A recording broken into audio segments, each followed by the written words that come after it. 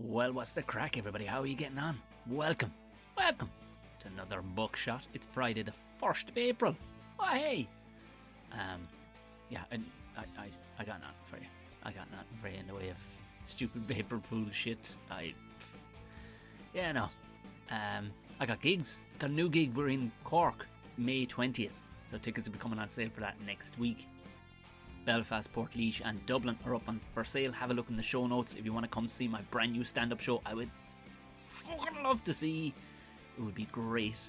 And if you'd like to support the show, Patreon. Like many other podcasts, if you're first time listening, you know the crack. This particular one, you get the ad-free version of this last night, and you get the video of it. Do you know? So, as well as that, you get live shows as well. So we do the live shows every couple of weeks. They're fucking mighty crack. Thank you very much to new Patreons this week. I will thank you. I will thank you, actually. I did thank you last night on the Ramble Pod. So, there you have it. That's the crack. If you are listening on Spotify, will you do me a favour? Hit subscribe, hit the little bell thing, and give it the 5 stars. Some bollocks seem to be marking it down for some reason, and they're not people listening to it. You know it, because some people that listen to podcasts don't go, you know what I'll do that? I'll mark it down. Yeah, so they've taken it off our perfect 5 to 4.8, but we can balance it back out again and rub those fuckers out. If you wouldn't mind, please. Thank you very, very much. That's all ish. Scandal. Moving on to today's guest. He was a past guest. We did it in a pub. Was it a pub? I think we did it in a pub. Or was it, I don't know, hop house or something. We did it. Anyway, more importantly, we got to do it brilliantly the other night. We've been trying to tie it up over the last couple of months. We finally got it locked in because he was a busy man.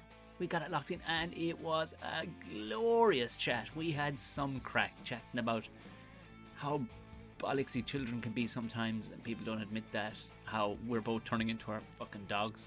And his crazy experience of being the voice of Love Island Australia while sitting in a darkened apartment on the north side of Dublin while everybody else is running around the sun.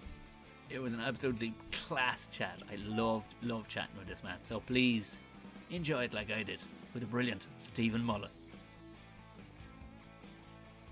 Well, what's the crack, Stephen? It's been a while, Tom. It has. It has. It's been way too long. We've both gotten hairier and everything since. You've got beautifully hairier, I must say, Tom. I'm well impressed with what's going on here. It's a lot, isn't it? It's a lot. Yeah. I've reverted to something that I'm not fully sure. This was it wasn't planned. It came as a surprise to all of us that I ended up looking like this. How does the wife feel about it? She was the one who dared me to fucking grow it. Oh, she's into it, right? Wow. Yeah. So I know, right? Yeah. Nice. We got dirty straight away. I love that. Sorry, man. We're not even 30 seconds in. It's like, oh, go on, tell me more. Tell me more. Gee, she has the fucking head torn off me.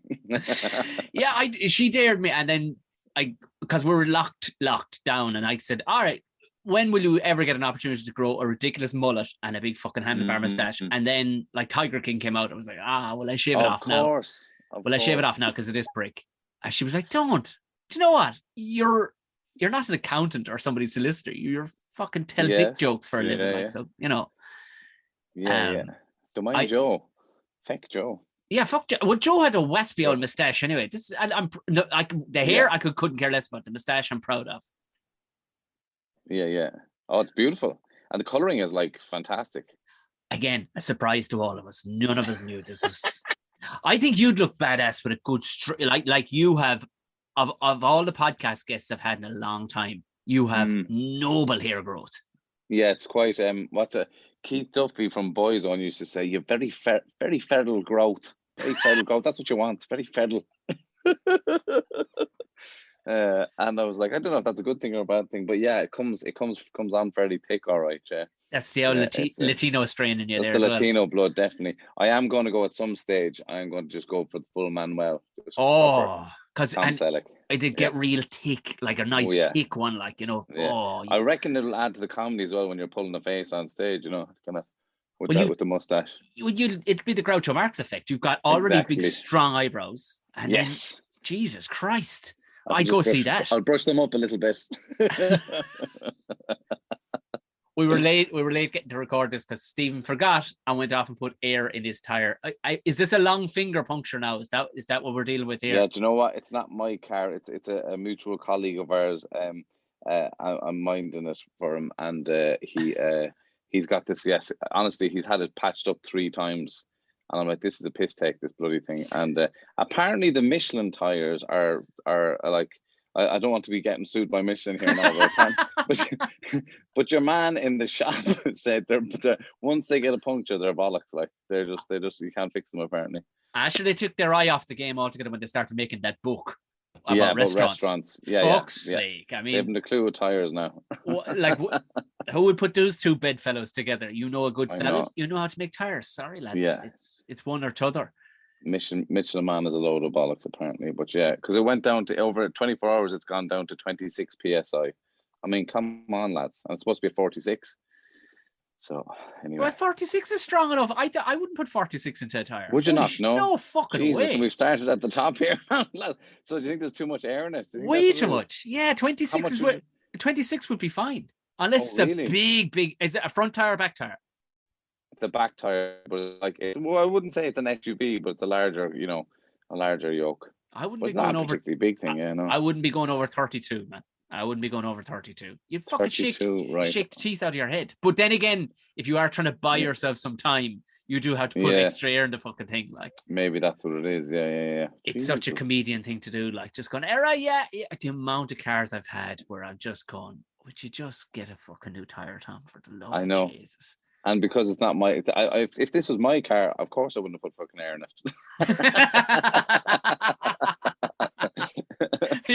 it. Yeah. Well, my fear is that I'll go down to your man, the tire guy, because they're all like fucking wizards. They'll all go, here, you need phone to it. Yeah. They're fucked. They're fucked. See the wall and that. See the wall and that. Fucked. And you're going, I don't know, is it? You could be lying to me. Which we technically, by now, we should know, really, shouldn't we? We should know the wall of a tire. As comedians, one of the skills you have to learn is the rule of 3 and the wall of a tire. Yeah, that's exactly it. Yeah. It's more important than the 4th wall. That's how important it is. Jesus. Absolutely. You were saying, did you have a row with the child? Because we just had bath time there, and it was no way was he going to fucking bed. He was amped up to fucking 90 after the bath. Yeah, and so you want to be careful with the dinner sometimes, because I had her on my own last weekend, and I made a lovely tomato passata sauce with some pasta, and she was kind of winding down, and I gave her that for dinner, and even the look of it had her going zing, and she fucking hoovered down the pasta, and she was running riot then for hours afterwards. No getting her into bed. Just full of carbs and natural sugars from the tomato. So exactly, you basically like an athlete. You prepped her before a match. Yes, I prepped her for the Champions League final, and she was like, "I'm ready to go, lads." Put me in, Stephen. Put me in. But tonight she was just wired at the dinner table, and then I tickled her trying to calm her down at the wrong point. She took offense, and door was slammed, and now get out of my room. She's 4. She's fucking 4. She's 4, man. Yeah, she is full on. Wow. No. You and then so I'm trying. So I'm going. I'm apologizing, because I did get it wrong. I was like, okay, I should have taken it, whatever. And she's looking at me with her fingers in her ears. So I was like, "Feck this! I'm going to go put air in the tire."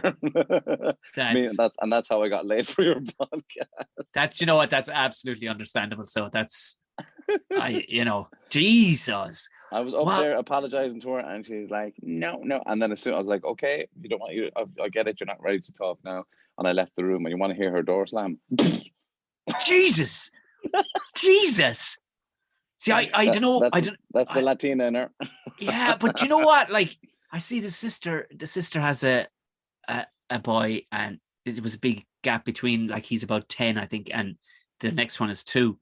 And he was the loveliest, calmest, politest child. And she's just natural born wagon. Right, yeah. Very interesting. She's 2, is it? Yeah, she's 2, so she's stomping around the place, yeah. The worst with your man is he'll just eat worms, and stones. Yeah, you know what I mean? Yeah. That's about it. They're just kind of because I met my friend's 2-year-old boy today, and he's just ignoring everybody, just going off doing his thing, running down the road, pulling the machine down, he's in the coffee shop, running right, blah blah blah blah. Whereas she today, I said, let's go collect your mom with the shopping. She wants her sunglasses for the trip. And then so I'm literally putting her in the seat of the car, and she's sending me back into the house to go into the bottom of her costume box to get a certain pair of sunglasses. And then when we're driving, and then we're waiting for mommy gets in the car, and then she would like to go on a drive, and then she's dictating, no, left here, no, go down Nicholas Road, don't go up Nicholas Road, go down Nicholas Road. I'm like, after that, I'm like, good fucking Jesus, get it right, we're stopping here. No, I don't, get out. And also trying to get her out of the back of the car, she's her feet up on the back of the driver's seat, you know what I mean, relaxed back with the bloody sunglasses on. She's 4. I love how you keep reverting back to going, she's 4. Yeah. She's 4. Like, where's it go? Does it end? Does it peter off? Did it become like? And to be honest with you, Tom, I don't get the worst. I get the worst of it because her and her mother like butt heads, and so you just hear them both in Portuguese. And then I go, I'm going to go out and put air in the car, and the missus goes, you don't have a car. Oh shit. Oh no, I'm just going to put air in random tires. I'm just going to go rent a car so I can put air in it, so I don't have to be here for this. Yeah. Good God Almighty. Yeah, like you're outnumbered too, like, because they will, you know what I mean? Have they turned on you? Has that happened? Have they turned on you? They don't turn on me, but then like if they just guess the three, it's actually the 3 of them, because we have a puppy as well, and he's fucking balubas. So like, so him and the daughter are like best pals, but then obviously they have big arguments as well, like, you know. Yeah. So he starts growling at her and like, and she's like, oh, Ringo tried to bite me. It's like, well, stop pulling him around and bashing his head off the door by the tail, like. And then, you know, all that shit, and then the mother could see. I think her mother doesn't even realize it half the time, because she's just used to the madness. So she's just walking in and out of rooms, like, and they could be doing somersaults off the fireplace for all she bloody knows, you know. And I come back and it's just like, it's mayhem. And so then I tried to quieten all down there, and then they're like, oh geez, who's in a bad mood? I'm like, I'm not in a bad mood. You're all mental. I'm from Cork. Can we take it down? Can we take it down? Just 2 levels. Just 2 fucking levels. We're on 11 all day. You're like a bunch of bloody dubs. Like I did bring her to my cousins for the weekend up north, and I swear to God, Tom, we were there. It was just her, my daughter, and the dog, and we weren't there 15 minutes. And he said, this is a lot, isn't it? 15 minutes, like, and his girlfriend hadn't a clue, because she hadn't been around. She's like late 20s. She didn't have really kids growing up, or she hasn't played or been around kids in a long time, you see. So she's like, didn't know what to do. And my daughter would be going up and saying all sorts to her, and she'd be like, oh, okay. And then she tried to be nice and bring her out to play hockey with a hockey stick. She was down the garden for 3 hours using the hockey stick to pull ghosts, in inverted comma, out of the bushes with the hockey sticks. And my daughter's there, come on, we need to get them out. I mean, she's the special magic sticks to pull them out of the bushes, blah, blah, blah. She stayed there for 3 hours. And I had to say to her, I said, Laura, you know, you can tell her you don't want to play anymore. Like, you're a big girl, Laura. 3 hours she was out. It was bloody freezing as well, pulling ghosts out of the bushes. That is fucking phenomenal. That's, yeah. You wouldn't, I'm sure young was the same. The imagination of kids, like, it is the best thing ever. Like, I probably get myself into more trouble because I cultivate it quite a lot. Yeah. So, you know, and it kind of comes back in your face, you know, as well. Like, you know, at the dinner table or whatever, you know, she did say to me this evening, I was like, what did you say to me there? I said, you're a stinky bum bum, Dad. Isn't that right? You know, I'm like, okay, there's a time and a place. Eat your spinach. What our fella, like, as he's only getting, boys tend to start talking, I think. They're more action early doors, and then they start talking when it's needed. So he's rabbiting away there now, but we don't really change, do we? No. I did a very interesting play. We'll get on to your play as well, but I did a play one time, and it was about just basically the difference, the actual no argument differences between men and women. I know if you're in Columbia University, you might get a different, but physically the numbers stack up. Like, men will speak anywhere between 3,000 to 5,000 words a day. Women, on average, can rattle off 14,000. That's world average. Wow. Yeah.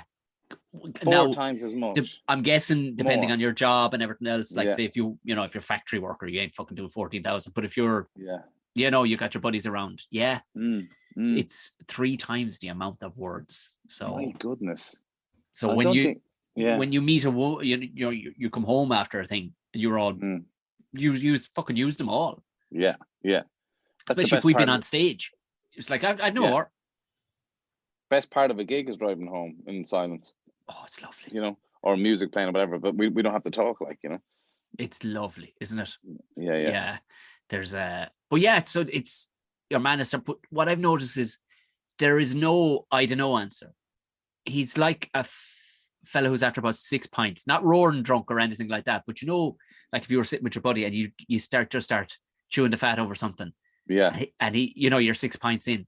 There'll never be a case of, geez, I don't know that. He'll chance some answer. Do you know what I mean? Like, like the bullshit that comes out of my lad, like the lies, just straight up. You're going, hey, what kind of bird is that in a tree? He's like, Ford Focus. You're like, well, of course, yeah. And he wouldn't have even looked. That's the thing. He wouldn't have even looked. He just blinked. Not even look at it. He's just like, what? Hey, did you see the truck? Isn't that nice? Sunshine all day, Daddy. And off you walk, and you're going, you just will have an answer bullshit for me at any point. This is phenomenal that you have no back step at all. Yeah. Do you know, confidence? That's the thing. It's the confidence to just go, don't say anything. Absolutely. And what age is he now? He'll be 3 in August. Right. Wow. So he's chatting a good bit. He is. Yeah, it's flat out. That's a lot of madness. Just madness coming out of him. Like, none of it makes any sense at all. It's just pure madness. Like. Yeah. That's great because I noticed with a lot of the other boys that are like hanging out with my mates, they wouldn't necessarily chat a lot, but they're definitely they're planning the next move. Do you know what I mean? And then and then they're gone. Then you're gone looking for them, whatever like that, and they're up a tree or something like that, or blah blah. But they're constantly doing, wanting to touch or get engaged and stuff, and you know, move things around, and it's brilliant.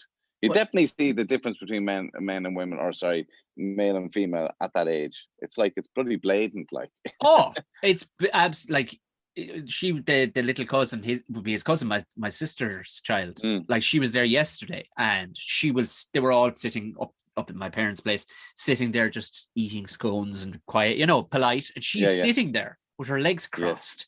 Yes. And sheer man like has smashed the scone into his face, and then has the dog by the tail, and then is just trying to eat a fucking berry that's poisonous at the same time. Like, do you know? And no fucking will not sit down, won't fucking do anything. But now the chat has kind of come in with it, but the chat is as mad as the physical carry on. So it's all matching now. It's like this raving lunatic running around our house. Like, I don't know where he gets it from, Tom.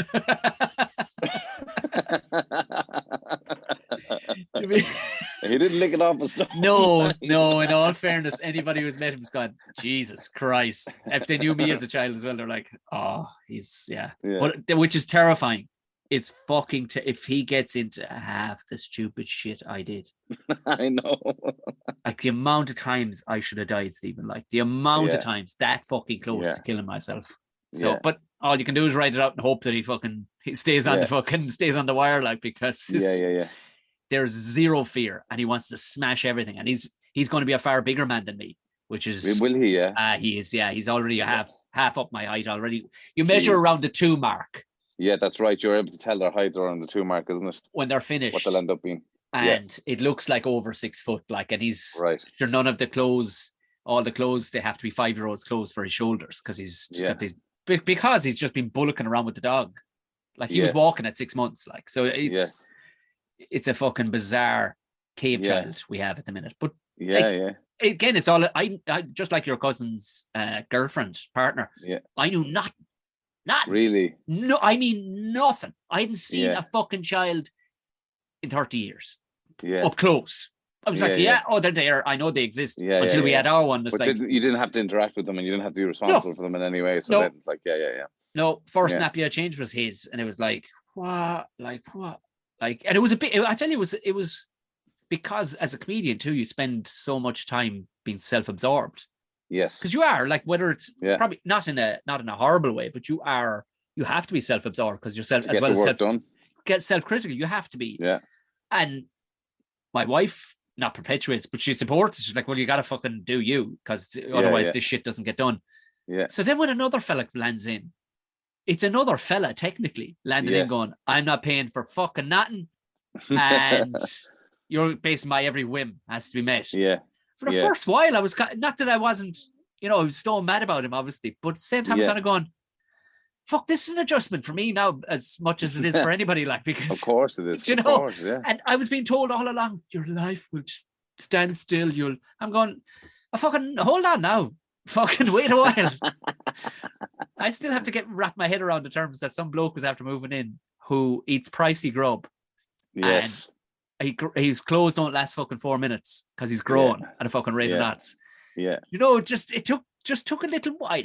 Absolutely. And people don't admit that. Like, any bloke I talk to, they're like, you would kill for him on the spot. I'm like, yeah, of course, it's a standard fucking thing. But at the same time, we don't have to turn into a sop.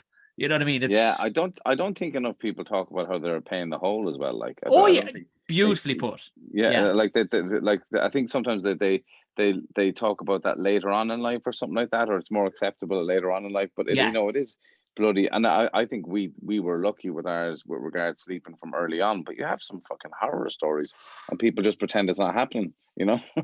I mistakenly, when he was born maybe 6 months before kind of lockdown and pandemics and stuff. So I was on stage, and I remember I was on with Deirdre O'Kane in Patriots Inn, and I didn't want to do a load of children material or baby material, because I'm like, every fella and every woman has done this to death. If there's almost an anti-way I can go about it, I'll just mention it. And more so was the hilarity of the antenatal class we went to. It was so fucking brilliantly fucked up. It was brilliant how disgusted everybody was, because it was real South Dublin heads in this fucking thing. Oh, right. But we were the only two who, like, it was a performance by this woman. She was this wild Galway woman who didn't buy anybody's shit. And all these women were putting up their hands like going, just to clarify, if I don't like the doctor, she was like, yeah, I don't give a fuck. I don't give a fuck. Shut the fuck up. It was amazing. I remember that because mine was, I've an antenatal class bit as well, because mine was in London. Right. And the midwife was German, right? And all the questions, they were like, just if there happened to be a vaginal tear, what would happen? And she's like, then you have a torn vagina, It's like, it was as brutal. Yeah, it was like, and it was, and I in my experience of that one, it was the women that were more disgusted by everything. They're all sitting there heavily pregnant, going, Jesus, get that, turn that, I don't want to see the placenta. And all the men were there with MacBooks going, okay, yes, blah, blah, and all that stuff. Like, I remember Inez, like, they were passing around a picture of what placenta looked like, and she had opened a snack and she was eating her lunch or whatever in the middle of the class, and then it gets handed to her and she goes, oh fuck no, and just shoves it to me, and I was like, could you be a bit more respectful, there's other people there? And she literally went, I don't give a fuck, I'm eating. And that's when they're in that hormonal stage. Yeah, you don't fuck with them, like, But I think that's what this one was trying to get across. She was like, stop all your soppy bollocks stuff and be getting into the fucking right headspace. This is a lovely fucking event. And she was a great woman for the non-fear mongering. Like, she was going, no, this is great, but you're all clouding it with all this scour talk. But oh my God, like she was just, she just kept on coming out with fucking stuff that would have been on point 20 years ago in a way. Yeah, but again, a woman who never had to check herself in a beautiful way, because she had meant it was coming from a good place, but she hadn't. Let's say the text hadn't been upgraded in the headline. So, she came out with, she was fucking going on about she had a baby, and the baby had she had this doll, and it had a neoprene collar that came up over its face, and she's holding it up to. No, what do you think it is, boys and girls?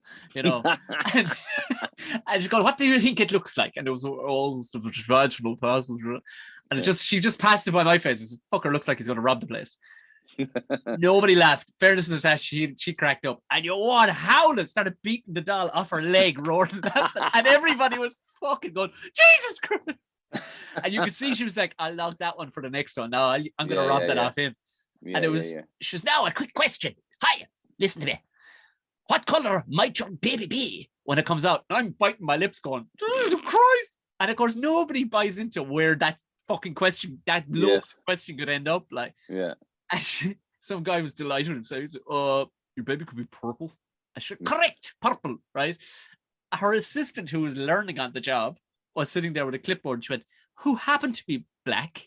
She went, she swear to God, she went, your baby could be black. And without considering who was talking, she went, who's having black babies? You know what I mean. Anyway, there was still no apology for her.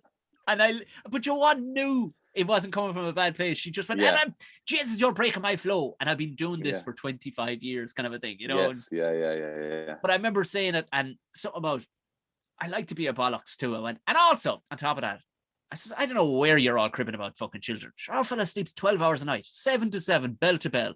Not a fucking bother. I've realised if your child's a fucking dose, chances are, twatting off the ground, they fucking licked it. Yeah. And it didn't get the reaction I was hoping, right? Because it was a Deirdre O'Kane audience in there that night, right?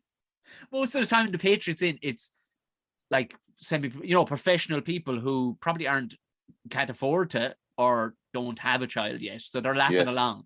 Yeah. Or some of them are pregnant. I've done gigs and there was a few pregnant people that are sitting in the audience. Yeah. And I'm heading, and it was a lovely gig, ended great. And I was just heading after getting a few pounds. And the next thing I ran into Deirdre and she was going, that was brilliant. And I get cornered by 4 women who had been talking to her and they cornered and fucking ate me alive about, I wouldn't be saying that. I wouldn't be saying that too often about your child sleeping 12 hours. I went, but he fucking does. And and Deirdre was standing over my shoulder going, Jesus. I went and I could have been sound. I went, it was jokes in my head. I couldn't leave it there, Stephen. I had to go, well, let's look at the situation here now. You're giving out about your child being a dose. You're kind of being doses right now. So, yes. I'm the one who wants to leave quietly and go home and go to sleep. You want to sit here? Do I have a point? Just. I don't think they'll ever be darkening the door of another gig of mine ever again. But or maybe just to protest it or something. Yeah. Oh my God. Yeah. What kind of dog do you have? Oh God. I'm nearly embarrassed to say it, but he's because he's all the rage around where I live in Dublin 7, the Stony Batter area. He's a cockapoo, but there's about fucking 10 of them around preening their hair. He basically has, I don't know if people might be able to see this, but he's the same fucking hairdo as I have. He's a black cockapoo. He's very smart. He's actually getting a lot better now. And literally the last couple of weeks, we're able to kind of go out with him without the lead, and he stays, and he doesn't go out, stays in the footpath, and he comes back when you call him and all that. And he does a few tricks, blah blah blah. So they're pretty smart. Like they're half cocker spaniel, half toy poodle. So yeah, he's grand, but he's a bit wired. Like yeah. Well, yeah. You've a few yourself, have you? We one dog. Oh Jesus, there'd be 20 if herself could get away with it. But I'm like, and she wants these huge fucking things. Can we get a deer hound and a wolfhound? I'm like, no. We're in the country now. You said no.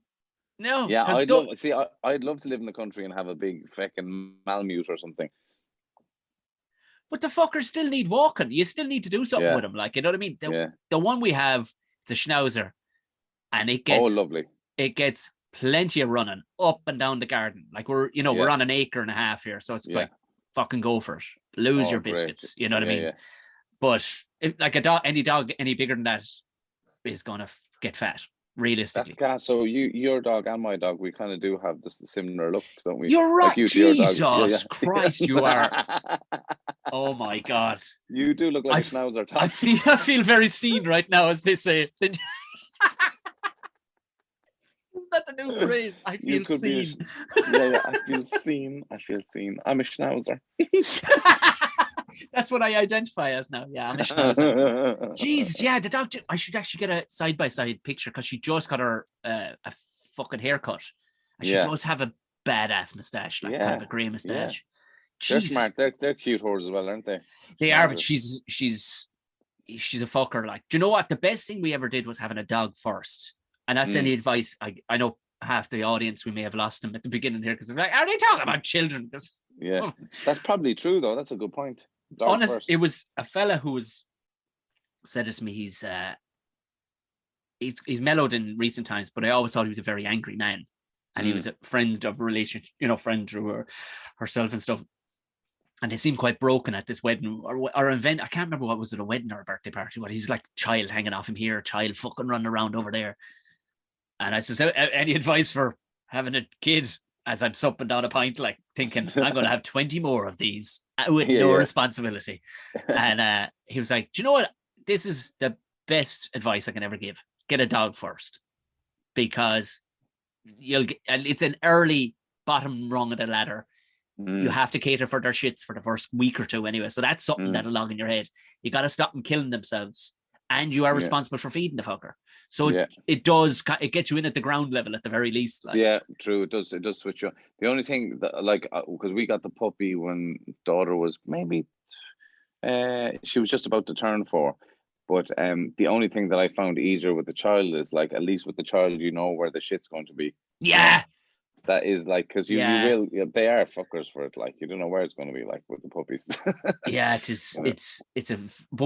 the good thing for us is we kind of destroyed the dog first. Right. With spoiling it. We definitely did. So she's a fucking beluga now, like, you know what I mean? Serious fucking departure issues and fucking, Oh, really? Not as bad as she was. She's kind of starting to grow out of it now because she's palling around with him. But, oh Lord. But we were conscious of not, genuinely, it was built in. We were going, we can't do this with him. We cannot fucking do this with him. So if he falls and busts his face, we just have to go and just look away and hope he fucking dusts himself down. And he does. Yeah. So it's like, thank fuck. Yeah, we do the exact same. You can't be jumping around the place as soon as they fall. It's just like fucking. Well, I've seen the result of it. I've seen the result of it in friends and stuff like that. And you're like, Lord, young fellas should be able, well, girls and boys, they're made to bounce for fuck's sake. Like, absolutely. The worst is though when you're walking down the street though, like, and she face planted the other day off her scooter, and I just keep walking, like, and the whole street's like, and so she feels that, but I know she's fine. Like, she just gets up and starts scooting on, but everyone thinks I'm a prick. Little do they know I'm lovely. I'm just outwardly I'm a prick, but I'm actually fucking lovely. Excuse me. Yeah. But because is it half Argentinian you are? Half Argentinian, yes. I was trying to think. Yes. My mother's from Buenos Aires, and then so my daughter is technically only a quarter Irish. Her blood is 3/4 Latino because she was born in Portugal and her mother's Portuguese. So she's got all the fire in her. Oh Lord, save us and guard us. Yeah. Do you have you been to Argentina? I'm fascinated with Argentina and their love for cattle and beef, and fucking love their own style of barbecuing. What is it? Is asado? Asado, that's it. Yeah. And then is it the Brazilians call it churrasco or something? I'm not sure actually. They might. Parrilla is another term for it as well, but like I'm not exactly sure what the Brazilians call it. But it's not dissimilar. But yeah, the Argentinian one is like, you have asado restaurants all over the city, but it's basically based around like gaucho living. The gauchos were like the Argentinian cowboys basically, and how they would do a barbecue. And part of the beauty of an asado is that you basically just need a grill. Like, you wouldn't have no fancy barbecue. They'll build it from scratch. And once you have the grill, they'll find bricks or they'll find blocks or stones to build it up on the sides. And it's all about getting that fire to a big, massive temperature. And that's, look, I've had asado with Argentinian friends here out the back of a garden in Rathmines, for example. And your man's literally just doing it on the concrete floor. Do you know what I mean? And doing it like that, and then putting the grill on top of that. And that's what it's about. It's kind of being able to kind of be like a cowboy and do it wherever, in whatever. Yeah, I love that. And eating every part of the cow essentially as well. Like one of my favorite bits is called chinchulín, which is the intestines. But done right, it's absolutely gorgeous. Okay, explain that to me, because Cork people fucking ruin it with tripe and drisheen and all this bollocks. Like, let's boil it in some gross stuff like milk or fatty fucking liquid. Please explain what the Argentinians do. The chinchulín is it's just cooked on the grill, but once it's cleaned out. But once generally when you're buying the butchers, it comes like in a whole swirly thing, like if you bought a massive sausage or whatever, or a black pudding like that. And it comes in all different shapes and sizes actually. But you just grill it, and you probably, it takes a lot longer. but once you get the crispiness on the outside, it has this kind of it has not a gooey texture, but it's much softer texture on the inside. So you kind of bite through the crispiness of it, and then there's got a softer texture on the inside, and it's gorgeous and fatty, and it's it's beautiful. Yeah, I'm genuinely making a note here now. Yeah, the man to watch for all that kind of crack, although he doesn't go that deeply into it, is he was on the Netflix series Chef's Table, and his name is Francis Malman. Yes. Yeah, and he's basically, everything with him is about fire, and you'll see how he does it. He has a patatas a la plancha, which is like, he would just, rather than the grill, he likes to use like a big massive sheet of metal or whatever and get that really hot. And then he'll literally have a lump of Kerrygold and kind of rub the whole thing over it, butter or whatever. And then he would, cook straight on that, but he'll have massive slabs of big, massive, gorgeous potatoes and make them crispy. And he likes to burn them. He burns the edges of stuff. Yeah. So it gives it a bit of texture and a bit of flavor and all that kind of stuff as well. But yeah, he's well worth watching on Netflix, and he's got a cookbook out as well and all that stuff. He actually came to Ballymaloo years ago. Did he? Who went? I think it was a friend. No, my brother definitely went, and he did fire pits. So you're there for 12 hours. He was there for 12 hours getting the fire ready, digging holes into the ground, making these massive fire pits, and then you wrap loads of veg and loads of whatever it is that you're cooking in these special sheets, put it on top of the fire pit, then you pack it all over with the soil again and leave it for 12 hours, and then you open it all up and you have this amazingly cooked food. It was like, it was supposed to be amazing stuff. Yeah. Because there's actually a crowd down at Wexford called 12 Fires. And well, I know him, so he invited me to John Relihan, isn't it? Yeah. He invited me to he had a pop-up Parisia, which is a sado stuff here in Dublin. It was in, because I was doing Love Island at the time, so it must have been like October, November.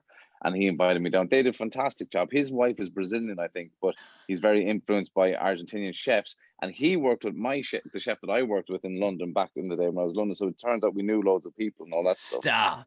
But I haven't gone down to 12 Fires yet, but I do want to do it. But he does all that type of cooking. Yeah, exactly. Oh my God. I love it. I've been dropping hints left, right, and center because they do a course, you know what I mean? Like, because I'm just obsessed with fucking outdoor cooking and in different styles, like, you know what I mean? Because we've done I've done a fair bit of camping and hunting style stuff, all right, like, but there's only so much you can do with game because you have to be very careful.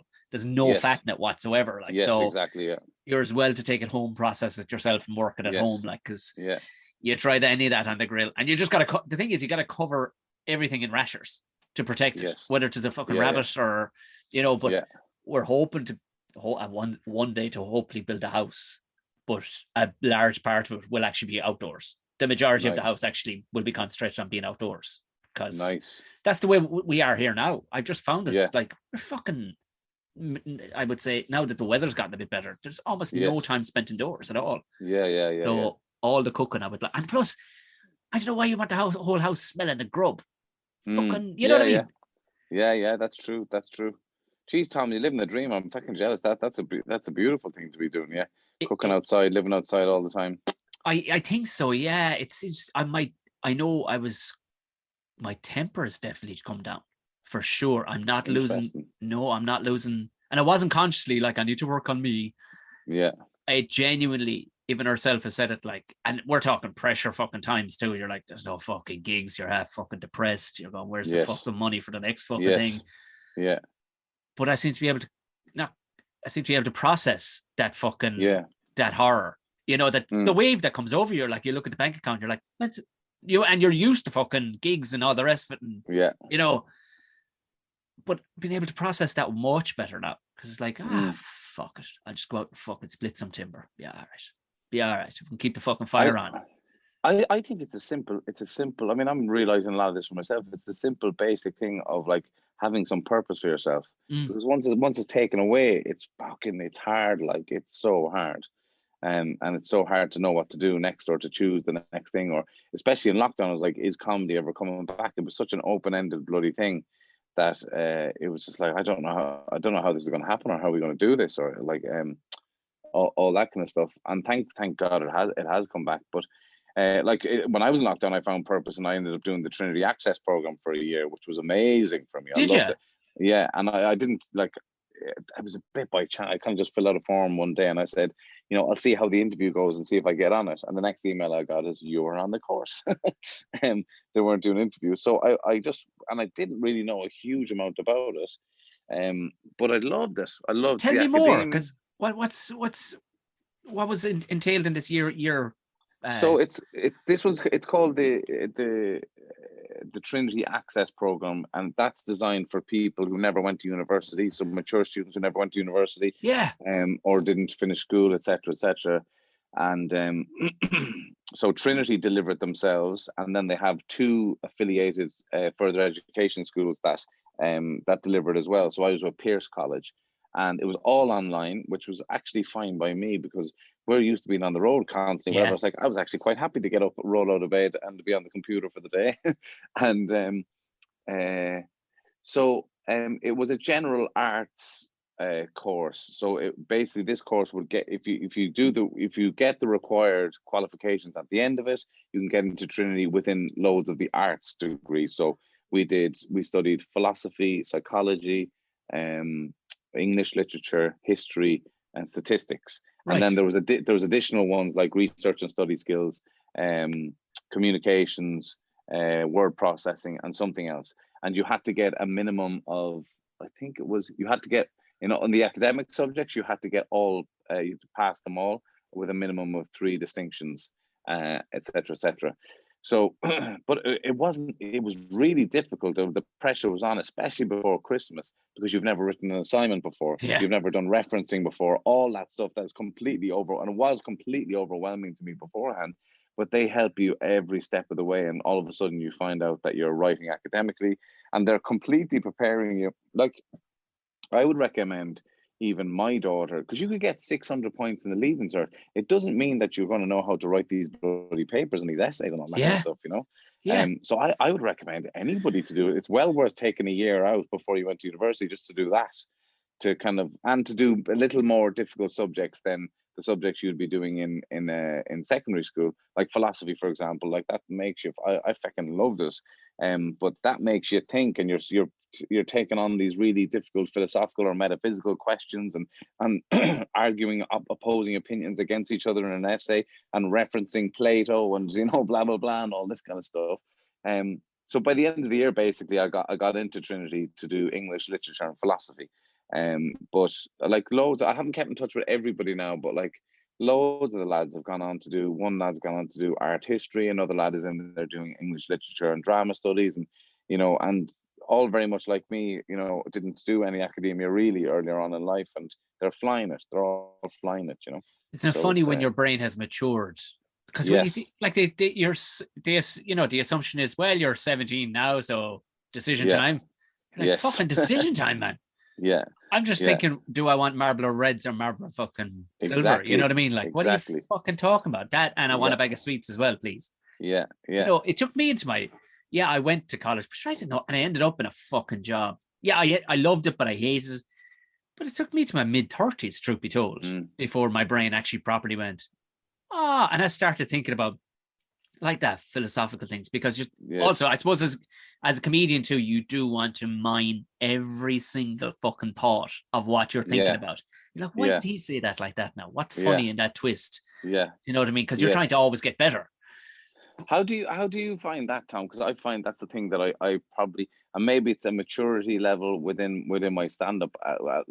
They say that it kind of doesn't matter how long you're doing stand-up, you will always have those maturation periods, where you'll, so technically without the pandemic, I'm only doing it 4 years. With the pandemic, it's 6 years or whatever. Yeah. But I do find that, like, I'll take on a subject or I'll have a point of view and I'll get the laughs in it, and then I move on to the next thing.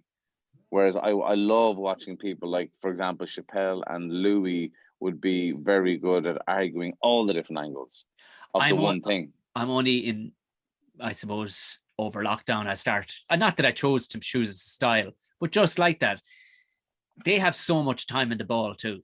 Do you know what I mean? Because these people would listen to them read the fucking phone book. Yes. And when you're doing that, when you're playing to people who love, literally would let you piss in their mouth, like, do you know what I mean? Like, to that level, the confidence that gives you to go, I'm going to extrapolate every single part of this sandwich that is this fucking notion in my head. Like coupled together, a lot of the things that Chappelle would ever come out with, you go, there's no fucking humor in that. Yes. But because he delivers it with so much confidence and there's so much, he roots out every there isn't a seed left in there's a husk of a thing by the time he's done with it. And at the moment, I'm a bit, and I hasn't tried on stage, but I've gone over it, and I was like, I fucking think, and basically it's what's an acceptable level of asshole in a friend. Like, do you know what I mean? And how much does it affect you if they're an asshole for one thing, i.e. if they're a bit of a racist, but it'll never affect you. Can you tolerate that? Yes. And then I give examples as to, well, here are things that they could also be, but it'll definitely affect you. Yeah. You know, and I have a feeling, and now my brain I've hit another stage of maturation in the last maybe 6 months in my writing, because it's like, do you know what? And also, it's the fuck it, I'm saying it regardless, because I think it's fucking funny. And yes, I am playing to the audience and I want to play for them, but at the same time I kind of want to go, lads, it's all right. I've been fucking studying this craft hard as fuck for like 12 to 14 years. 12, technically 14 years. Trust me, I wouldn't be saying it if it wasn't some way funny. Yes, and it's going to get funnier the more I tell it. But listen, let's fucking have a bit of crack with it here now. And that's kind of what I'm trying to get across. And going, to be fine. I'm not looking for your love or your approval. You'll be great. Sit back there. Don't be thinking about the mortgage or what's for dinner tomorrow. You just sit back. And this fellow with the silly mustache is going to say funny things. And for me, then the personal way I get out of it is I'm trying to mine every fucking bit of it. Just why not? You know what I mean? Why fucking not? I think you're not doing yourself justice if you don't. Absolutely. If you don't do it, like. I gigged with Jason Byrne recently, and what I loved about that, and so many of the great comedians can do this as well, is that they can string a point out for fucking ages as well. Oh Lord. They can make it last for fucking ever. Yeah. On the same point as well. That's the other great thing. And because he was laughing at a bit that I had done. He's like, oh, you could do this, you could do that. I'm like, but how do you keep it going along? I was like, well, you just keep doing it. Yeah. But again, you just keep adding, you keep adding, you keep adding. Again, he's been in a place of love giving from audiences for 15 years. Like. Yes. Yeah. Do you know? So there is not to pull the carpet from under him. Yeah. No, not at all. But he's the master at, like, we were talking about that because, geez, he went up there with half an hour with nothing, no script, nothing, and he managed to find things in the audience. It's like he has a sixth sense of, I know there's something funny here, and he finds it, and then you'd explain, like, the thing that he did on stage that was funny. If I was explaining to you now, it makes no sense. He got one French fella onto the stage, right, and then he had another French fella to say into the microphone, I am from France or something like that in French, but he got the guy to say it really, really slow so that the guy on stage could do interpretive dance to it. Now, this makes absolutely no sense whatsoever. Beautiful. 15 minutes this went on. Fuck. And it was the funniest thing ever, because every time something happened, like even the guy on stage, he said, oh yeah, sorry, what's your name? And the guy just had a moment of thinking, and he went like that. Just before he said, what's his name? He went, looked up to that, and Jason went, sorry, is it written on the stage there, or what's? And that was another fucking 5 minutes. And then he can tag that again and again when we ask a question about something else. Let's just check if it's written on the stage here behind us. Beautiful. And that is using every bit of fucking butter in the fucking pack, like, you know what I mean? Yes. Yeah, Whereas for the first fucking 10 years of my comedy career, I was fucking out half the butter. Do you know what I mean? Yeah. There was so much left. Yeah. And now I'm slow. There's so much left. You're like, no. And if you can get to that place, and I'm still playing to audiences that don't fucking know me, truth be told. But to get to, it's getting more and more, you know, where people are going, oh, I know, I've seen this. Yeah, no, I trust this guy. And it's a trust thing. Like Byrne, if you were trying the stuff that Byrne, day one, say you immaculately even had his ability day one, you would not get that time in the ball. Like, you just wouldn't. You know what I mean? Yeah. Like, and it was, true. I mean, it's in keeping with, at the moment, Chris Rock, but I remember him on one of those round table things. And he was one of the few that actually admitted it, when there was a lot of these fucking big names wouldn't really admit it. But they were like, does it get it? Is it way fucking easier now to get a laugh? Even if the material is not even as good as some stuff you told 20 years ago. And they were like, well, and Rock was like, oh, 100%. Oh, 100%. Yeah. Fuck's sake, I could sell out a fucking arena tour, go out on stage with next to no prep and dick about, and it would still go all right. Yeah. I wouldn't do that, but it would still go all right. Like, you know what I mean? And apparently when he's writing new stuff, that's what he does in the cellar, is that he goes in, he has a lot of it typed up and he's trying to remember, and he goes in and he performs it without being Chris Rock, without them. Man, you got about. He takes it right down, and he says it normally to figure out if it's funny or not. Well, isn't that because that's the Chris Rock is putting the costume on, isn't it? Like, so exactly. Exactly. Interesting. And you, tell me, because I don't want to keep you all fucking evening. Your tires probably need fucking pumping. But, I've lost 20 PCI in the time we've been talking. What Love Island? That was brilliantly bizarre. Did you did that come out of the blue for you too? Like, we were going, fucking, they're looking what? A little bit. I mean, I had actually forgotten about it, but so this is for Love Island Australia, they want to use an Irish voice for it for whatever reason. That's what they want to use. That's what they want to do. And I think so. Love Island Australia is different to the UK one in that we've only just done season 3. I think Love Island UK is into season 8 or 9. Right. So it's a lot younger of a production. And I think when they originally were looking for a voice for, I think I did read for it 2-3 years ago, and I'd gotten fairly close to getting the job, didn't get the job. Someone else had got it, didn't really think much of it. It's one of those ones that you just kind of didn't. I probably never thought about it again. Never even checked up on the show or any of that kind of crack, And anyway, it came around again, and but this was like, I think the process started I think we were looking back in June maybe of the summertime. So the show didn't start filming till October. I did. They sent some video footage with a script, and they just said, you just recorded yourself performing to that and sent it off. And then the second one they did was they sent you video footage without any narration on it, and just left the gaps in there, and you had to write jokes to it. Oh, very good. So I did that, and then it was kind of a long enough waiting period, and then they offered us the gig, and then kind of negotiations kind of actually happened for 6 weeks, and that was a brutal time because you weren't allowed to say anything. You weren't allowed to say anything to anybody. So none of my family, nobody knew. Me and 2 agents knew. That was it. Because the other thing was, because of the brand of this whole thing, they were hungry to find out what was happening. So there was already been blogged about and written about, etc., etc. Yeah. We won't have to go into that. Yes, exactly. And but it went on for a long. I think negotiations went on for a long time as well, because it was hard to figure out what way it was going to happen. Yeah, because we were in a pandemic, and Australia in particular was in a really strict lockdown. There was no way you were getting over there. Like, the borders were closed, so there was no way you were going to get in there. So it just took a long time, and eventually we came to an agreement, and I filmed this in Ireland.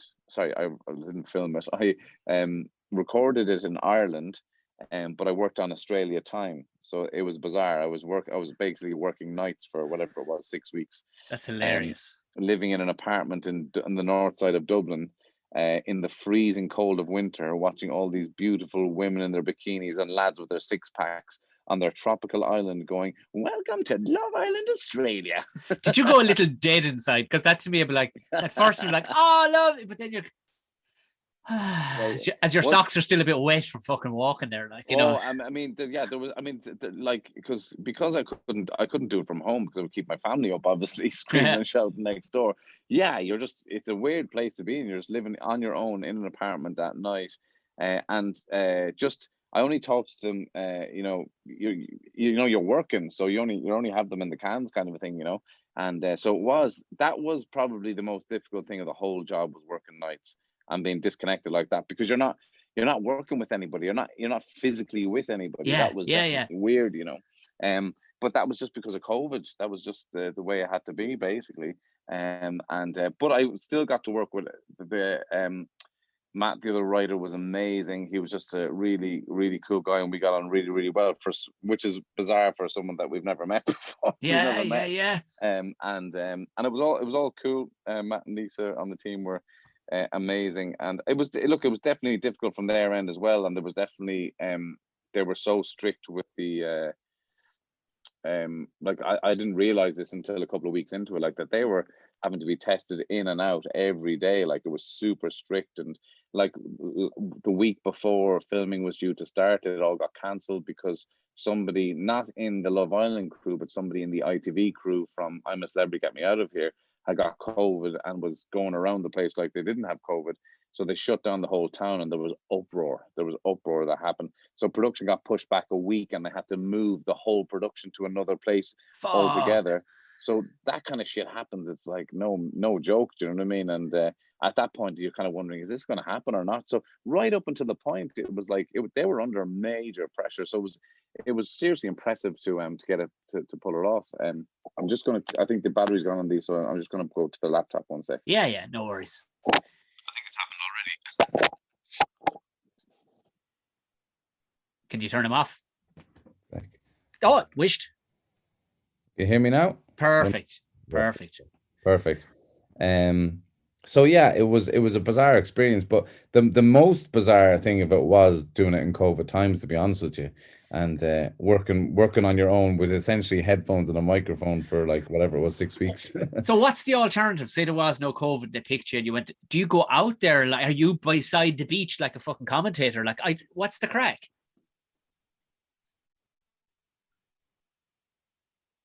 So the way it works is like, so again, because of COVID, this one was actually shot in Australia. The villa was in Australia, but the first season that they did was in Fiji, and the second one was in Mallorca.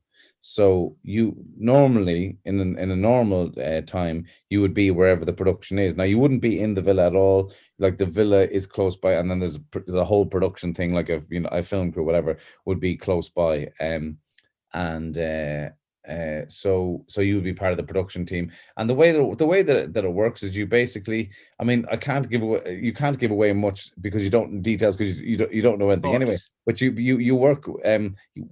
We would see what I would see by the time it gets to me, it's close enough to what all the audience is going to see anyway. Oh, okay, right, yeah. But it's seriously impressive because you've basically got a crew that are working 24 hours around the clock. They're doing shift work. Truman Show shit. Like, exactly. Getting all the footage down, putting a narrative together, and cutting music to it and all that kind of stuff. And we kind of see a rough enough cut of it, and then they pretty much know where they would like where they want narration done. I mean, there's obviously end of part and opening of part of an episode. Obviously, if you top and tail all that, and then stuff happens in between, and they will leave gaps as to where they would like some stuff. And then as we're watching it, we might go, oh, let's do that there, or let's add a little bit here, or let's add a bit there.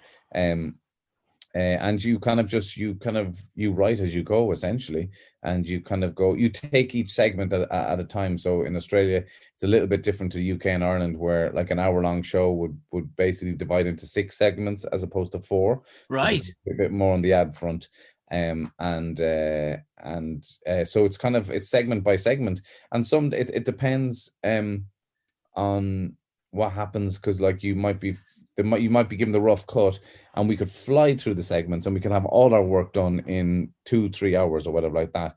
But then if something happens in the villa that they have to put it in, then you're all scrambling and rewriting, and you're kind of doing it all again. So it feels like really hands-on, and it's such a quick turnover as well that everybody's working boom on the ball. I imagine you like just pouring in a cup of tea for yourself. Jeez, that's lovely. Now day done now. Fuck it. Oh, stop. And then all of a sudden a call comes in. Dave's been riding, Stephen. There's been riding.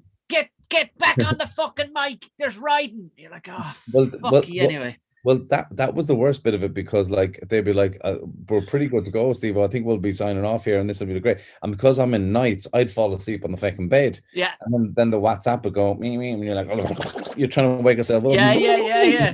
Because voiceover, you have to feign. absolute excitement for this. Oh, 100%. You want to hear, like, even my agent texted me after the first week. She was like, Jesus, you're putting a lot into that, aren't you? I was like, oh, don't talk to me. I'm a husk of a human after this. Oh, yeah. It's like, yeah, it's a fair bit of energy, but it's good crack. It is like, I did get into it. Like, I didn't clue the show beforehand, but I did get into it, and you get into the characters. And I still talk to some of the lads that were on the show, like the guy who won it, and one of the other lads who was hilarious, Tom. There was one guy in there that was absolutely gas. Why is my name? Chris Gaddis was his name. He just, I don't know if he knew or something. I haven't really talked to him much about it. I'd love to interview him about it, actually, but I don't know if he knew if they were having a bad day in the villa sometimes, and he would go 150% full on goof it up, and he made up this weird character called Hans, and he's like, okay, everybody, let's fuck the hips, yeah, and he just started dancing around the place and doing all this stuff. Man, he was very, very, very funny.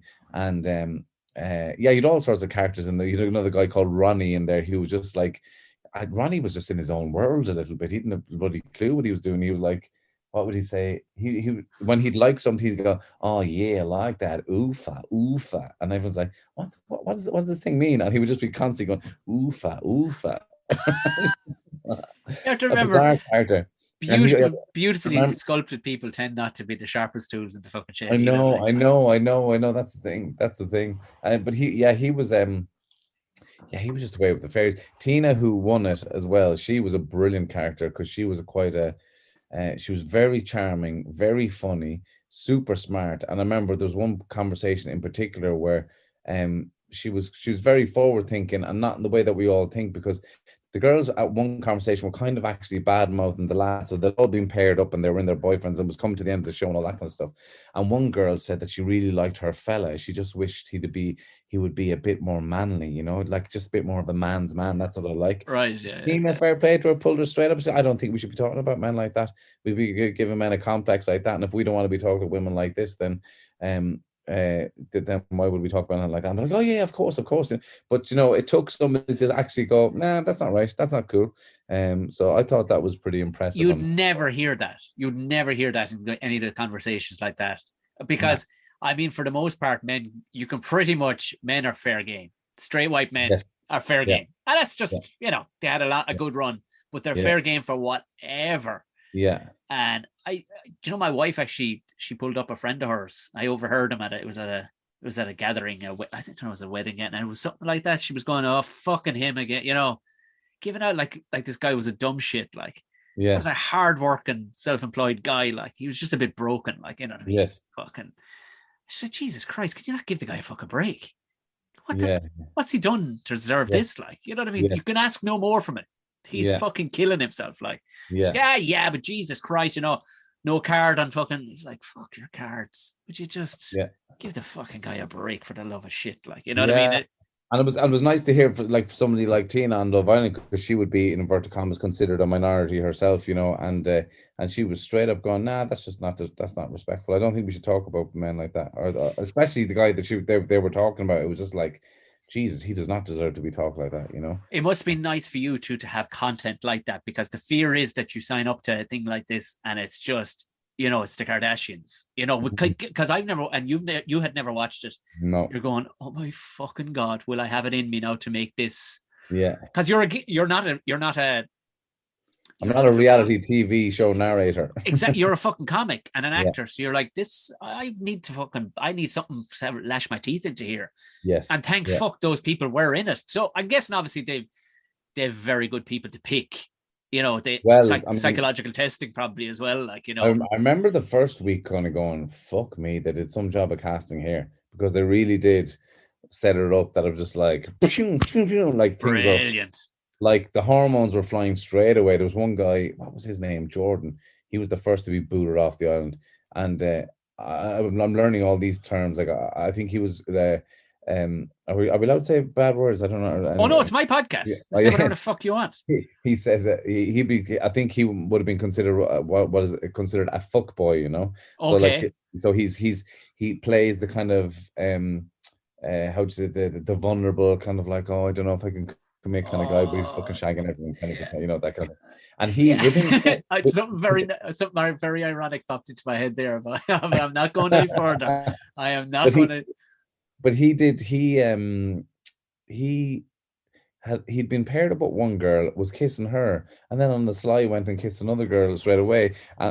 Like this all happened within 24 hours. So this is 24 hours with them all meeting each other, not just the show starting. They never met each other before. Christ. And then he goes back to the other girl. So he goes back to the other girl and then tries to play the second girl and all that. It was like he was booted off anyway. So but you had drama like that, and they do this thing where it's called they drop a bomb, and that's when everything's kind of settled and everyone's coupled up. Oh, looks like everyone's happy. Let's just drop this absolute stunning blonde girl with amazing gorgeous body in here and see how they react to that. And she gets to pick who she wants to be with tonight. So that like obviously puts the cat among the pigeons, you know. And so they do that stuff all the time. So that you find yourself getting into the drama of it. Like my Scouse cousins were gas. Because of course they were like, me bird likes fucking Love Island, so I was gonna have to watch it now because you're on, as fuck's sake, and blah blah. Like, yeah, shut up. If you watch this, shut up. Jesus Christ, Stephen, you have cousins in the most far-flung places. Because even I know one of your cousins, Trevor, yes, you can't keep up with him now. Last I was talking to him, he was on the island of St. Thomas in the Caribbean. Yes, I think that was the last I came across him too. Yeah. Yes, yeah. But he's a man from Dublin who identifies as a man from Tipperary. Yeah, that's true. Yeah. Yes, yeah. You know, but tell me this. I won't bend your ears too much. I need to know about your play. Yes, because I'm a TESP now. I don't know if you know that, but I'm very much a TESP now. Yeah. Yes, absolutely. I've left my scarf. Where did I leave my scarf? Yeah. We'll put our scarves on for this part of the pod. Yeah. Because that must be. How did your play go? Oh, I mean, to say that it was my play, it was a very much a long-running American play that's been run in 44 different fucking countries around the world. Yeah. So, but my one, they allowed me to rewrite it completely. I got free reign from the American owner of it to completely rewrite it because there was a lot of. Did you ever put your foot down in a fucking weak car and you're going, where the fuck is the power?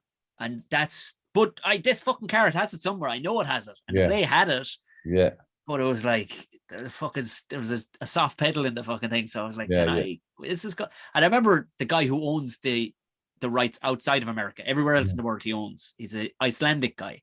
And I ran it through and he was like, and you could see not a lot of the humor was hitting with him. Like, you know, a bit was, you know, for the most part it was. He was like, yes, it's very interesting the way you took it that way. This, I like it. I was like, okay, all right. And opening night, no, I had never felt nervous like this because this is a new realm. It was a 2-hour play to fucking, you know what I mean?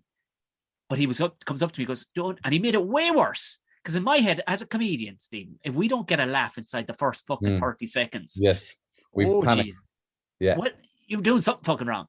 Yeah, and this play was a comedy, like to, you know, and there was heartfelt moments in it. He says, "Don't worry, like I've seen this in 42 countries. Tom. This is fine. If it doesn't get a laugh, sometimes it doesn't get a laugh for the first 15 minutes." I'm like, fuck that.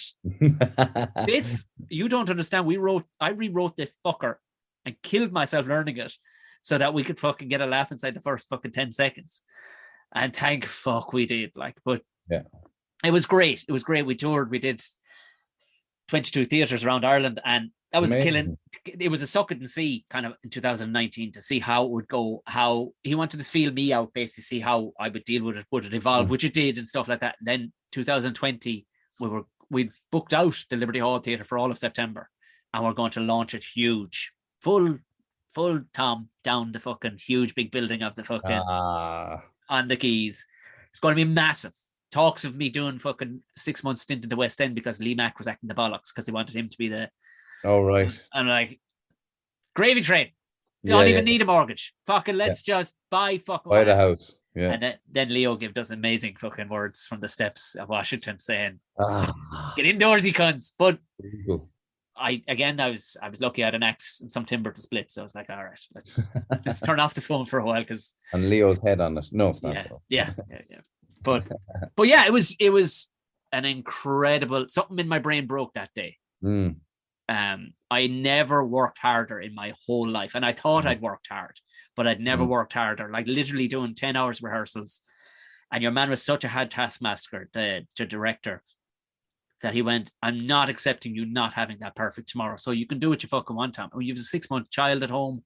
And it was my wife, like amazing. She was just going, "Do what you got to do."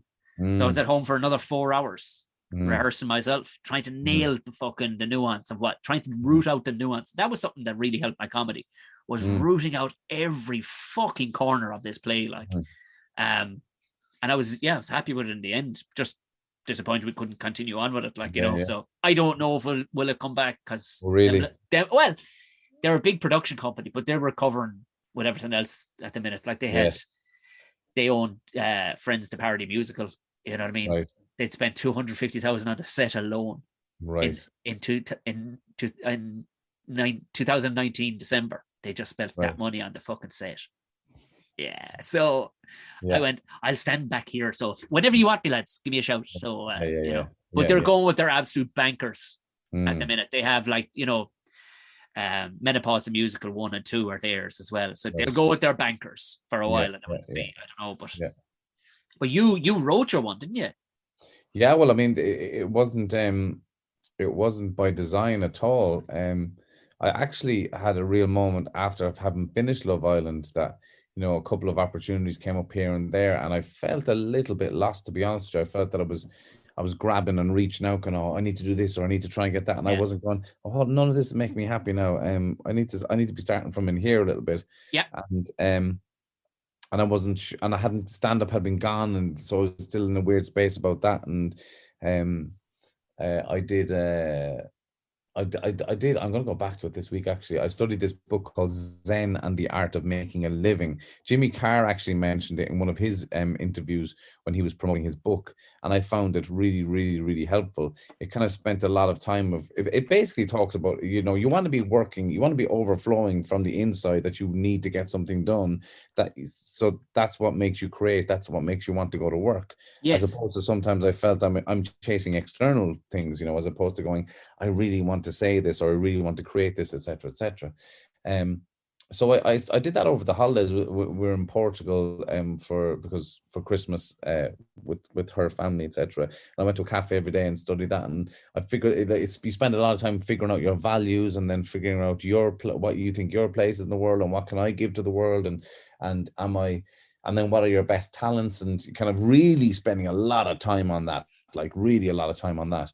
And then giving that out to your close friends and family, and kind of going, is this right, or am I fucking off the wall here, or whatever like that. And the two things, and I mean, this sounds completely obvious for what it is that we do, but the two things that came up for me that were my strongest talents were writing and performing. So, but I wouldn't have. I know this sounds bizarre, but I wouldn't have put those things on myself. I wouldn't have thought of that myself at all. It's not bizarre, Stephen, because there's no book for what we do. There's no, and you'll get next to, maybe you got luckier than me, but you'll get next to nobody giving you a pat in the back. You'll get next to nobody giving you advice, like actual proper.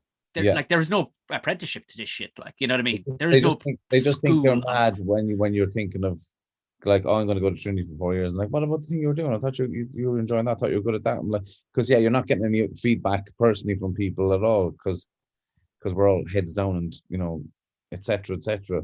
But what that did for me, to be able to say that the best things I was doing was writing and performing, was that didn't necessarily confine me just to stand-up comedy. Yeah. And I had this idea for Edinburgh. So I'm doing Edinburgh in August, and I had this idea for my show, but I couldn't get it work. I couldn't get started on it. I couldn't get writing on it. And I was really badly stuck. And I was helping another lad who was writing a short film script. I was helping him make it funnier. And he kind of just flippantly said, "And what are you working at the minute?" And I was like, "I'm supposed to perform a show in Seen and Heard Festival in Smock Alley. It's supposed to be stand-up comedy, half an hour. And I haven't a fucking clue. I can't start on this thing. I don't know where to start on it." And I read him the pitch, and he said, "That's not stand-up comedy, that's a play." And as soon as he said that, my head went, of course it fucking is. And I wrote draft one. I think the first performance was on the 19th of February. and I wrote draft 1 on the 6th of February. I got as far as 6. I've just got a message there that a friend of the family has passed away. Jesus. Oh, I'm so sorry. It's all right. It was coming. God bless him. Brian Crone. He was an amazing man. He was a friend of the family that had Sky Sports when I was a kid, and I was a big football fan. Legend. So Legend, we'd always, yeah. always over in his house. Yeah. Legend. But so sorry. So the play.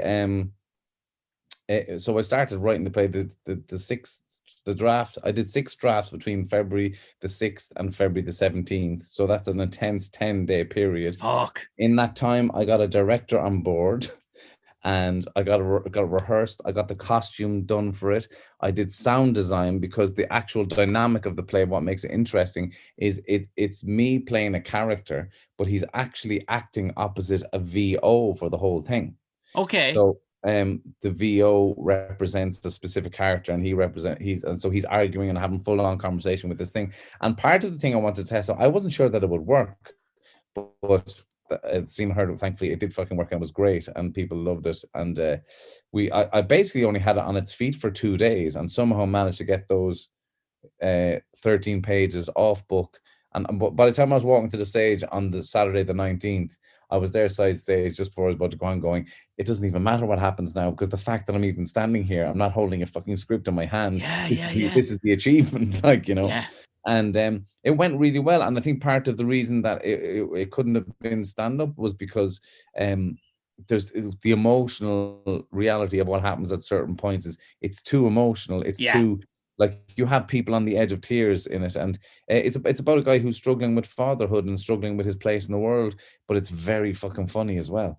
And he goes off. There's one monologue about, like, he's going on about boobs, and so everyone's starting giggling at him using the word boobs all the time. It's like, Jesus, we used to be, as lads, we'd be obsessed with boobs, like, and he goes on and on about boobs.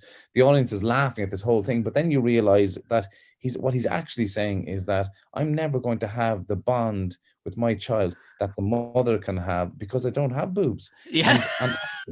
And boobs are no longer the sexual thing for me anymore. Boobs are just a reminder that I'm pretty fucking useless in this whole thing. There's a duality in that. It's really funny, but really sad. Yes, yeah, exactly. So thankfully, the audience feedback was amazing, and it was emotional for a lot of men. Lots of lads came over with wiping their eyes afterwards, and because I love that, because it struck a chord. Because it struck a chord with a lot of the things that men struggle with regards to masculinity and modern masculinity, and how we can't express ourselves, and we can't, like we were talking earlier on about the difference in the word count of the words, you know. Yeah.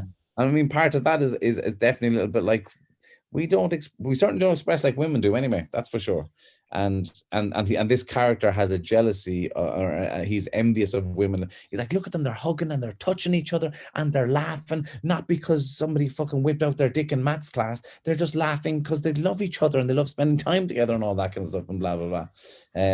So thankfully it went well. And then the aforementioned Trevor has stepped on board to produce it, because he's been doing years of theatre production, and we've applied to the Arts Council for funding, and hopefully it will the full hour of it, we'd go forward and write it as a full hour, and we would hope that it will be it'll be on the road by the end of the year. That'd be amazing. And what is it called? Love Is? Love Is, yeah, with a question mark on the end, because it's basically about this goofy guy who's trying to figure his daughter's growing up, and he's worried he doesn't quite know what love is. But what unfolds is you figure out he's had quite a lot of trauma in his family life, and as to why he's scared about being a dad, and why he's worried that he doesn't know what love is, and he solves everything, as a lot of comedians do, through just being a goofball and doing all that kind of stuff.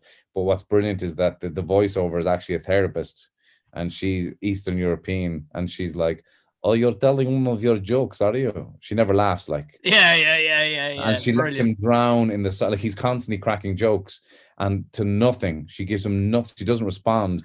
And the awkwardness that builds, that the audience are in tears laughing, because he's like, I'd say you get this all the time, that this is kind of like a date. I'm not saying I'm trying to ride you, but and he doesn't say, he realize he kind of shuts down because she's not laughing. and the audience are fucking in tears laughing. And he goes again, trying to make another joke, and she doesn't blah blah. And he does about 5 or 6 jokes that die on their fucking arse, and then she ends it all by going, "Why are you here?" I'm like, "Oh yeah, thankfully," you know. Yeah. So yeah, it was good. I mean, I had an absolute ball writing it, and I really loved it. And do you know what I loved about it from because we don't get to do this that much in stand-up is I love collaborating with people. It was great. Yeah. It was great. Yeah. It was great to have. I'm sure you found this with the director as well. You were saying that there yourself. It kind of got me out of myself a little bit, where I'm performing every day in front of one person to no reaction. And you have to get over yourself that you're just speaking out lines to a bloody wall, like, you know. You have to become a machine, like, to a degree. Yeah. Just it was a sports analogy was kind of given to me, that if you ever trained at sports, it does help when it comes to acting, especially theatre acting, like, because you'll get nothing from your coach a lot of the time, but you have to drill the fucking thing. But I remember, like, just like that, he'd have his glasses on the end of his nose, and the same guy had done tons of really, like, he wrote a play through playing playing Frank Carson and the life of Frank Carson all the way through, and but he's got his glasses down to the end of the nose, just making notes, and I'm hitting spots that I know are fucking funny. Nah, dead. So exactly. It is, yeah. I forgot. Do you know what? The first performance I did of it, I was like, "Oh yeah, this is funny." I'd completely forgotten that there were laughs in it, because I hadn't got one laugh in rehearsals for the days that I've been doing it, and they're roaring laughing. I was like, I completely forgot about this. I completely forgot. Well, the hypothesis too, in case if you want to extrapolate it at all, the hypothesis for the lack of words is it goes back to a real old time when. The idea being that men would hunt. Yes. And you've only got one direction, and you can't be fucking talking. You can't. For thousands of years, you can't be talking. The buffalo fucking gone. Everybody goes hungry if you go fucking talking. Whereas gatherers then have to have their head on a swivel, because they're watching for, we got nothing to defend ourselves. We got to look for the fucking, did you see blueberries?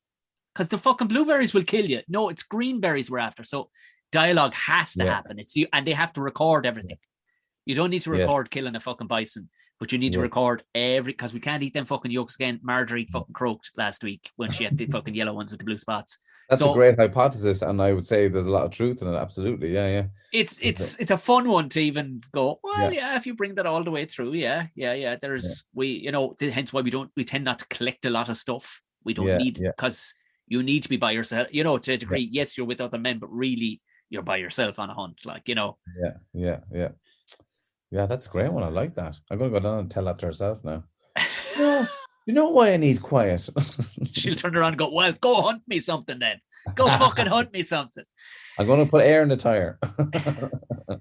I can't wait. That play now has my juices rightly fucking going. Thanks so much, man. Yeah, I can't wait. Very excited to see that now. Yeah, ideally with Trev on board, that would be something that would have legs that would go on for a couple of years or whatever like that, because I'm like, now the next project is I'm doing a month in the assembly in Edinburgh, so I need to get back on that, so no, just wait literally to like 10 days beforehand, do 10 drafts, you know what I mean? Smoke 40 fags a day, drink fucking gallons of coffee, you'd be fine. You'd be fine. Yeah, be grand. Something will come out. Steve, this has been absolutely beautiful. Thank you so much. It's great to catch up with you, my man. You too, till I see you again soon. I'll be back up in Dublin next week. So stage soon, we hope. Hope to see you soon. Mind yourself. Do I just leave this now, or are you going to?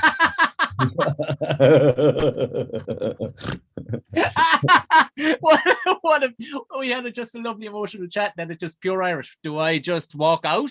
Or what do I do? Lovely. Thanks a million. Cheers, good luck. Take care, bye-bye. And my thanks again to Stephen. What an absolute glorious chat. That was lovely, wasn't it? That was a really, really lovely chat. I enjoyed that now. And just as I say that and I'm hitting record here to top and tail this, some bloke starts spreading slurry literally right next. This is the country. I'm going to have to wrap. I mean, I put the amount soundproofing I put in this thing. Anyway. You know the crack with Spotify. If you would, please hit the bell so you know it pops in every week. If you can rate, please do. Give it the 5 stars and nothing less. If you're over on Apple Podcasts, do the same. You can leave us a little note. Fill in all that. In whatever other platform. Give us a screen grab. of it and tag on maybe a story. That'd be great. It just helps more people find out about it, you know what I mean?